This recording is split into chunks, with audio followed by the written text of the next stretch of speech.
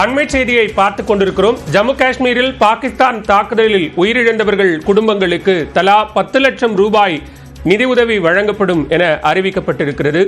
Operation சிந்தூருக்கு பிறகாக Pakistan தற்போது ஜம்மு காஷ்மீர் உள்ளிட்ட எல்லையோர பகுதிகளில் தொடர் தாக்குதல்களில் ஈடுபட்டு வருகிறது.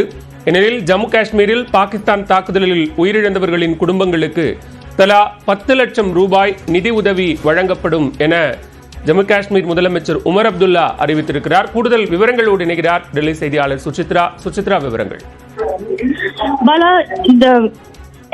பாகிஸ்தானுடைய ராணுவ தாக்குதலில் உயிரிழந்தவர்களுக்கு தலா 10 லட்சம் ரூபாய் நிவாரண உதவி வழங்கப்படும் என்ற ஒரு அறிவிப்பை ஜம்மு காஷ்மீர் மாநிலத்தினுடைய முதல்வர் உமர் அப்துல்லா செய்துள்ளார். மிக முக்கியமாக நேற்று தாக்குதல் நடைபெற்ற ரஜௌரி, பூஞ்ச் உள்ளிட்ட பல்வேறு பகுதிகளுக்கு நேரடியாகவே சென்று பார்வையிட்ட ஜம்மு காஷ்மீர் மாநிலத்துடைய முதல்வர் உமர் அப்துல்லா தற்போது அந்த பாதிப்பில் உயிரிழந்தவர்களுக்கு 10 லட்சம் ரூபாய் வழங்கப்படும் என்ற ஒரு அறிவிப்பை அவர் அறிவித்துள்ளதை மிக முக்கியமாக பார்க்கப்படுகிறது. இந்த தாக்குதலில் உயிரிழந்த சாமானியர்களுடைய அந்த இறப்பு என்பது மிகவும் தன்னை பாதித்துள்ளது என்ற ஒரு கருத்தையும் அவர் மிக முக்கியமாக அறிவித்துள்ளதையும் பார்க்கிறோம். அதே போல இந்த பாதிப்பிலிருந்து மக்கள் மீட்டு கொண்டு வருவதற்கான அனைத்து நடவடிக்கைகளையுமே மாநில அரசு மேற்கொண்டு வருகிறது. எந்த ஒரு காம்பன்சேஷனும் உதவித்தொகையும் இதை ஈடு செய்ய முடியாது என்றாலும் தங்களால் முடிந்த அளவிற்கு அவர்களுக்கு உதவி புரியும் அளவிலான 10 லட்சம் ரூபாயை உயிரிழந்தவருடைய குடும்பத்திற்கு வழங்குவதற்கு தற்பொழுது முடிவு செய்துள்ளதாக உமர் அப்துல்லா அதிகாரப்பூர்வ அறிவிப்பை வெளியிட்டுள்ளார். ஸ்ரீநகர் நடைபெற்ற பல்வேறு ஆலோசனைகளுக்கு பிறகு இந்த ஒரு முடிவை அதிகாரப்பூர்வமாக அம்மாநிலத்தினுடைய முதல்வர் உமர் அப்துல்லா அறிவித்துள்ளது மிக முக்கியமாக பார்க்கப்படுகிறது. பாலா, சுசித்ரா, அதே நேரத்தில் எல்லைகளில் நீடிக்கக்கூடிய போர் பதற்றம் காரணமாக ஜம்மு காஷ்மீரில் ஏற்கனவே கூடுதல் ஒரு பாதுகாப்பு என்பது போடப்பட்டிருந்தது. அது இன்றும் தொடர்கிறதா? நிச்சயமாகவே, அதாவது கடந்த 3 நாட்களுக்கும் மேலாக கடுமையான பலத்த பாதுகாப்பு ஏற்பாடுகள் என்பது ஜம்மு காஷ்மீர் மாநிலத்துடைய அனைத்து மாவட்டங்களிலுமே போடப்பட்டுள்ளது. சிறப்பு அதிகாரிகள் நியமனம் செய்து இந்த தாக்குதல் தொடர்பான அனைத்து நிகழ்வுகளையுமே அம்மாநில அரசு கண்காணித்து வருகிறது. அந்த மாநில அரசோடு இணைந்து இந்திய ராணுவமும் இந்த ஒரு பாதுகாப்பு பணிகள் அவர்கள் ஈடுபட்டு வருவதையும் மிக முக்கியமாக பார்க்கிறோம். அதிக அளவில் சேதங்களை சந்தித்த ரஜௌரி, பூஞ்ச், குப்வாரா, நஷ்வாரா உள்ளிட்ட பகுதிகளிலிருந்து கடுமையான மக்கள் அனைவருமே வெளியேற்றப்பட்டு பாதுகாப்பான முகாம்களில் தங்க வைக்கப்பட்டுள்ளதாக மாநில அரசு அறிவித்துள்ளது. இந்த தாக்குதலை பொறுத்த அளவில் தொடர்ந்து ஒரு பீரங்கி தாக்குதல் மட்டுமல்லாமல் ட்ரோன் மூலமான தாக்குதலையும் ஜம்மு காஷ்மீர் மாநிலமானது எதிர்கொண்டது மிக முக்கியமாக பார்த்தோம். இன்று அதிகாலையும் சரமாரியான தாக்குதலை பாகிஸ்தான் நடத்தி வந்த நிலையில் குறிப்பாக ரஜௌரி பகுதியில் இருக்கக்கூடிய பகுதிகளில் குடியிருப்புகளை நோக்கி பல்கலைக்கழகங்கள், பள்ளிகள் மற்றும் மருத்துவமனைகளை நோக்கி அவர்கள் தாக்கியதையும் மிக முக்கியமாக இந்தியாவுடைய ராணுவமானது அதிகாரப்பூர்வமாக ஆதாரங்களுடன் வெளியிட்டதையும் நாம் பார்த்தோம். அந்த வகையில் கடுமையான பாதிப்புகள் என்பது மக்களுக்கு இருப்பதால் அவர்களுக்கு தேவையான நடவடிக்கைகளையும் பாதுகாப்பையும் தீவிரப்படுத்தி மத்திய அரசு மற்றும் மாநில அரசுகள் உத்தரவிட்டுள்ளது மிக முக்கியமாக பார்க்கப்படுகிறது. பாலா, சுசித்ரா, அதே நேரத்தில் ஜம்மு காஷ்மீரினுடைய முக்கியமான பகுதிகள் தான் குறிவைக்கப்படுகிறது. முதல் குறியாக அதுதான் இருக்கிறது. நலியா வரைக்கும் 26 இடங்களில் ஏற்கனவே குறிவைக்கப்பட்ட நிலையில் இன்றும் ஒரு பிளாக் அவுட் நடைமுறைகள் தொடரும் அப்படின்னு பார்க்கலாம். அந்த பிளாக் அவுட் நடைமுறைகள் என்பது ஏற்கனவே இந்த பகுதிகளில் இருக்கிறது பாலா. அதாவது மேற்கு எல்லை, குறிப்பாக ஜம்மு காஷ்மீர், பஞ்சாப், ராஜஸ்தான் ஆகிய மேற்கு எல்லைகள் இருக்கக்கூடிய 4 மாநிலங்களுமே மிகவும் பதற்றமான ஒரு சூழல் நிறைவு வருகிறது.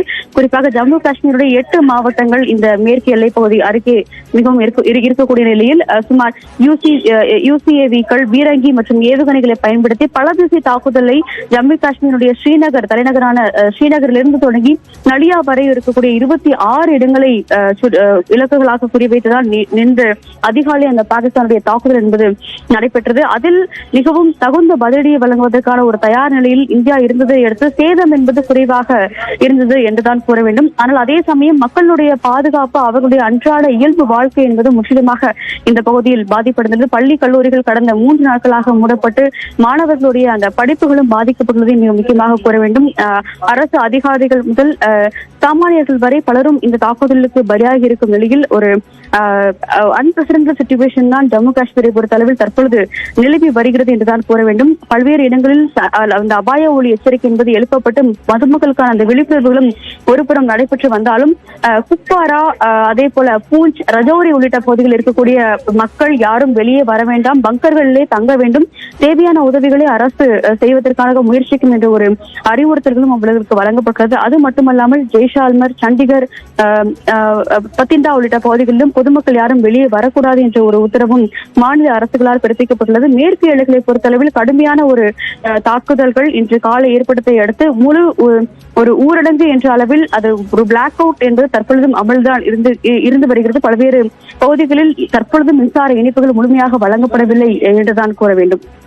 சுசித்ரா, இன்று மீண்டும் வெளியுறவுத்துறை செயலாளர் விக்ரம் மிஸ்ரி மற்றும் colonel Sofiya Qureshi, wing commander Vyomika Singh ஆகியோர் செய்தியாளர் சந்திப்பை நடத்தினார்கள். அதிலும் நிறைய தகவல்கள் பகிரப்பட்டிருக்கிறது. பாகிஸ்தான் ஒரு சில இடங்களில் தொடர்ந்து அந்த எல்லை மீறிய தாக்குதலை நடத்தி கொண்டிருக்கிறது அப்படிங்கிற விஷயங்களையும் அவர்கள் பதிவு செய்திருந்தார்கள். அதுல கவனிக்க வேண்டிய அம்சங்கள் என்ன சுசித்ரா? நிச்சயமாக, அதாவது மூன்றாவது அதிகாரப்பூர்வ ஒரு செய்தியாளர் சந்திப்பு என்பதைத்தான் இன்று மத்திய அரசாங்கம் சார்பாக வெளியுறவுத்துறை செயலர் விக்ரம் மிஸ்ரி மற்றும் பாதுகாப்பு படையை சேர்ந்த கர்னல் சோஃபியா குரேஷி மற்றும் விங் கமாண்டர் வியோமிகா சிங் ஆகியோர் நடத்தியது குறிப்பிடத்தக்கது. அந்த சந்திப்பின் பொழுது மீண்டும் வெளியுறவுத்துறை செயலரை பொறுத்தவரை ஒரு மத ரீதியிலான பிரச்சனைகளை இந்தியாவில் தூண்டுவதற்கான ஒரு முயற்சியை பாகிஸ்தான் மேற்கொண்டு வருகிறது என்ற ஒரு கருத்துக்களை அவர்கள் முன்வைத்திருந்தார்கள். அது மட்டுமல்லாமல் தொலைதூர தாக்குதல் ஏவுகணைகள், குண்டுகள், விமானங்கள் உள்ளிட்ட பல்வேறு தளவாடங்களை பயன்படுத்தி பாகிஸ்தான் இன்று அதிகாலை நடைபெற்ற தாக்குதலில் ஈடுபட்டது எனவும் மேற்கு எல்லை முழுவதும் பாகிஸ்தானுடைய தாக்குதல் நடத்தியது என்ற ஒரு தகவலையும் அதிகாரிகள் பகிர்ந்திருந்தார்கள். இந்தியாவினுடைய அந்த ஒரு பாதுகாப்பு, எதிர் பாதுகாப்பினுடைய அந்த இன்ஸ்டாலேஷன், டிஃபென்ஸ் இன்ஸ்டாலேஷன் பகுதிகள் எங்கெங்கெல்லாம் இருந்ததோ அங்கு முழுவதுமே பாகிஸ்தான் அந்த ஒரு தாக்குதலை நடத்தியது மிக முக்கியமாக பார்க்கப்படுகிறது. பஞ்சாப் மாநிலத்தில் இருக்கக்கூடிய எல்லை பகுதிகளில் அதிவேக ஏவுகணைகளை கொண்டு இந்தியாவுடைய படைத்தளத்தை பாகிஸ்தான் தாக்க முயற்சித்ததாகவும் அதிகாரிகள் இன்றைய காலை செய்தியாளர் சந்திப்பின் பொழுது அவர்கள் தெரிவித்ததை மிக முக்கியமாக பார்க்கிறோம். அதே போல ரஜௌரி மாவட்டத்தில் ஏற்பட்ட அந்த தாக்குதலை பொறுத்த அளவில் சாமானியர்களுக்கு கடுமையான பாதிப்பு ஏற்பட்டு பெரும்பாலானோர் சிகிச்சைகளுக்காக மருத்துவமனையில் அனுமதிக்கப்பட்டுள்ளார்கள். அதே போல அந்த ஜம்மு காஷ்மீர் அரசு அதிகாரி, அங்கு டிஜிசியாக பணியாற்றி வந்த தாக்கூ இன்று காலை நடைபெற்ற அந்த தாக்குதலில் அவர் உயிரிழந்ததையும் அதிகாரப்பூர்வமாக இந்திய ராணுவமானது அறிவித்துள்ளது. அதே போல இந்த மேற்கு எல்லைகளை பொறுத்தளவில் 26 இடங்கள் இந்த பாகிஸ்தானுடைய தாக்குதலுக்கு உள்ளாகியது என்றும் ஒரு அதிவேகம் தாக்கக்கூடிய அந்த ஏவுகணைகளை இன்று அதிகாலை 2:40 மணி அளவில் பாகிஸ்தான் பஞ்சாப் எல்லை பகுதிக்கு ஏவியிருந்ததாகவும் கர்னல் சோஃபியா குரேஷி பேசும் பொழுதும் தெரிவித்திருந்தார். இந்த நகர்வுகள் என்பது ஒரு எதிர்வினையாகத்தான் இந்தியாவுடைய தாக்குதல் இருக்கிறது, இது எஸ்கலேட்டரியாக பார்க்க முடியாது என்ற ஒரு விளக்கத்தையும் மீண்டும் இந்தியா இன்றைய செய்தியாளர் சந்திப்பின் பொழுது குறிப்பிட்டுள்ளதை மிக முக்கியமாக இந்நேரத்தில் கூற வேண்டும். பாலா, சுசித்ரா தொடர்ந்து இணைப்பில் இருங்க. நம்மோடு இணைந்திருக்கிறார் கடற்படையினுடைய முன்னாள் மாலுமி திரு ஜெயக்குமார் அவர்கள். சார் வணக்கம். ஆபரேஷன் சிந்தூரை தொடர்ந்து பாகிஸ்தான் கொடுக்கக்கூடிய அத்தனை முயற்சிகளுக்கும் தாக்குதல்களுக்கும் இந்தியா பதிலடி கொடுத்து வருகிறது. முப்படைகளினுடைய இந்த நடவடிக்கைகளை எப்படி பார்க்கிறீங்க உங்களுடைய அனுபவத்திலிருந்து? சார், ஆக்சுவலா முப்படைகள்னு சொல்றது மிலிட்டரி ஃபோர்ஸ்ன்னு சொல்றோம் பொதுவா இல்லைங்களா? இந்த முப்படைகள் இல்லாம ஒரு இதே மிலிட்டரியே கிடையாதுன்றதுதான் உண்மை. அந்தந்த அவங்கவுங்களுக்குள்ள இதுன்னு வரும்போது they stands good in all the way. And specially நம்ம இந்திய ராணுவ வீரர்கள் இருக்காங்க இல்லைங்களா, முப்படையினரும் அவங்க they played a main role in all the war. நான் 1971 என்னுடைய இதுல இந்தியா பாக் வார் நடந்தது இல்லைங்களா, அது பங்களாதேஷ் ஃப்ரீடத்துக்கோசரம் தான் நம்ம இது பண்ணோம். That operation is known as Trident operation சொல்லுவாங்க. இப்ப இந்த ஆபரேஷன் சிந்தூர்னு சொல்றோம் இல்லைங்களா, அதே மாதிரி அது ஆபரேஷன் ட்ரீடன்ட்னு. அது 13th December 3rd December started and 16th December war முடிவடைந்தது. to get freedom for fight for the freedom for Bangladesh. அதான் அது உண்மையான டாஸ்க். அதில் navy played a main role in fact. ஏன்னா அந்த கராச்சி ஹார்பர் அட்டாக் பண்ணது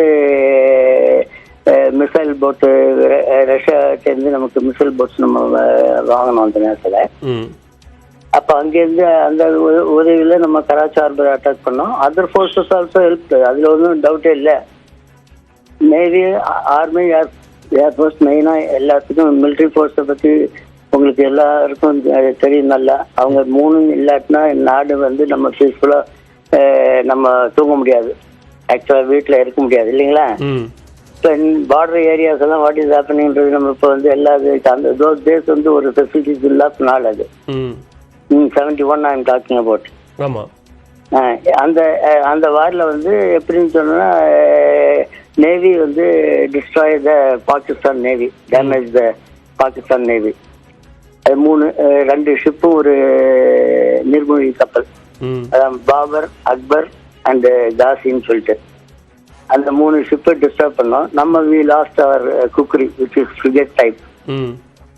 நம்ம குக்ரின்னு டைனஸ் குக்ரின்னு சொல்லிட்டு ஒரு ஷிப்பு, அது நம்ம அந்த இதில் ஆப்ரேஷனில் நம்ம வி லாஸ்ட் குக்ரி ஷிப்பு. அது ஃப்ரிகேட் டைப்னு ஒன்று. இப்போ ஏர்கிராஃப்ட் கேரியர்னு சொல்கிறோம் இல்லைங்களா, விமானம் தாங்கி கப்பல். அதே மாதிரி க்ரூசர், அது நெக்ஸ்ட் பெரிய கப்பல். அப்புறம் வந்து ஃப்ரிகேட் டைப்பு, டிஸ்ட்ராயர்ஸ், அதே மாதிரிலாம் இருக்கு இல்லைங்களா. அதில் ஃப்ரிகேட் டைப்பில் தான் நம்ம வந்து வீல் ஆஃப் சிங் பாகிஸ்தான் வாரில் அந்த 71ல. But we damage other 2 cruisers, heavy cruisers, Babar, Akbar and other Ghazi submarine. அது அந்த நேரத்தில் வந்து நேவி பிளேட் மெயின் ரோல் அந்த with support of army and air force எல்லாமே இருக்கு. இப்போ வந்து இதில் வந்து மெயினாக வந்து விங் கமாண்டர் இருக்காங்களே, அந்த அவங்க கூட பேசினாங்க.